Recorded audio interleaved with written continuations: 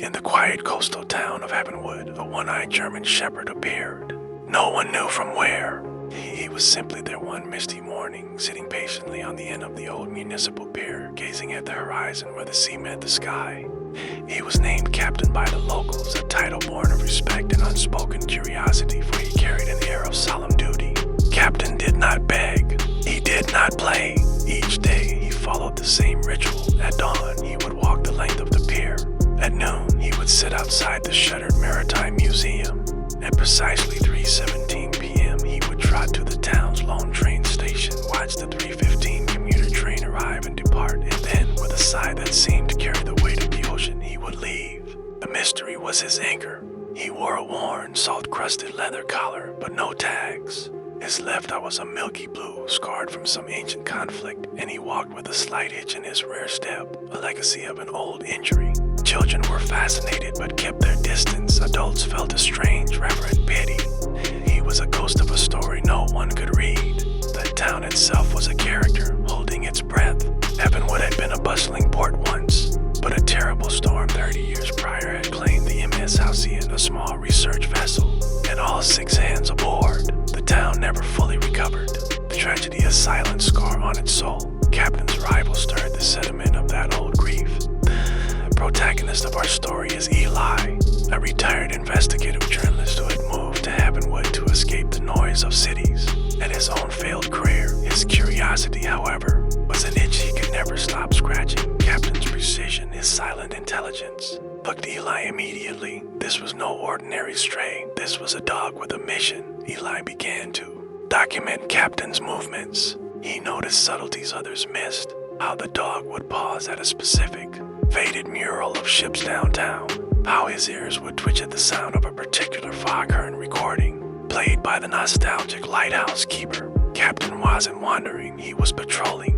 The breakthrough came from a storm. A late-season gale lashed the coast, and from his cottage window, Eli saw Captain not seeking shelter, but struggling toward the sea, howling into the wind. Driven by a compulsion he didn't understand, Eli threw on his coat and followed. The dog led him to a collapsed section of the cliffside path, away from the town to a secluded rocky cove. There, half buried in shale and driftwood, was the wreck, not of the Halcyon, but of a small wooden lifeboat almost petrified by time and salt. And beside it, wedged under a stone, was a sealed, waterproof canister. Captain sat before it, still and silent, his one good eye fixed on Eli. The message was clear. This is for you. With trembling, cold, numb hands, Eli pried it open. Inside were papers, charts, log entries, and a final, water-stained letter. The handwriting was frantic but precise. It was the journal of Dr. Alistair Finch, the marine biologist who had captained the Halcyon. The storm wasn't the cause of the sinking.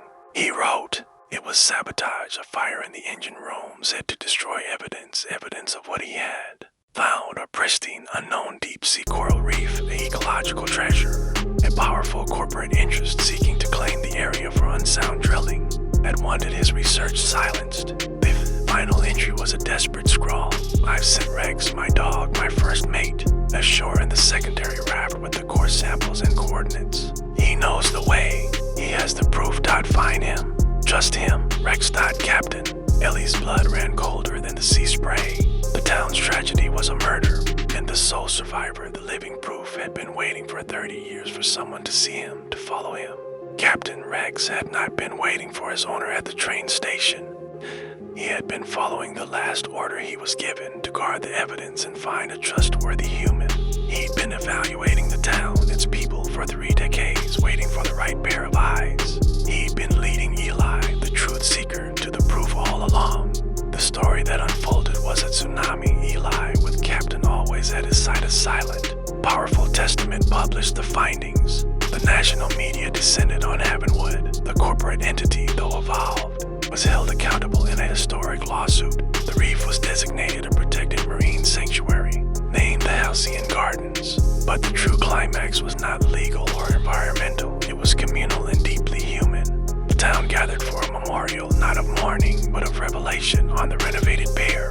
A simple bronze plaque was unveiled, depicting not just Dr. Finch and his crew, but also the loyal, one-eyed German shepherd with the inscription, Rex, first mate. He kept the watch. As the mayor finished speaking, Captain Rex walked to the center of the crowd.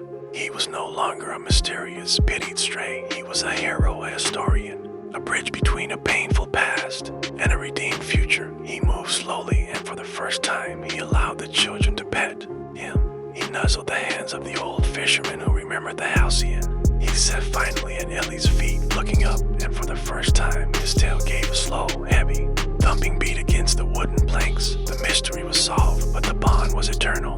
Rex moved into Ellie's cottage. He no longer went to the train station at 3:17. His duty was done. Yet every morning, he and Eli would walk the pier together. Rex would look out to sea, his one eye clear, and Eli would understand. He wasn't looking for what was lost anymore. He was watching over what he had finally, after a long and lonely vigil, saved. The story of Captain Rex of Havenwood became legend because it was not just about a dog solving a mystery. It was about a dog's preternatural loyalty holding a truth intact for a generation. It was about a community healing by finally understanding its past. It was about a lonely man and a steadfast dog, each giving the other a purpose, proving that sometimes the most profound secrets are not buried in the ground, but are carried in the heart of a waiting, watching friend. The click, the curiosity, the harmony, all were satisfied in the majestic, silent resolution of a good dog's lifelong mission.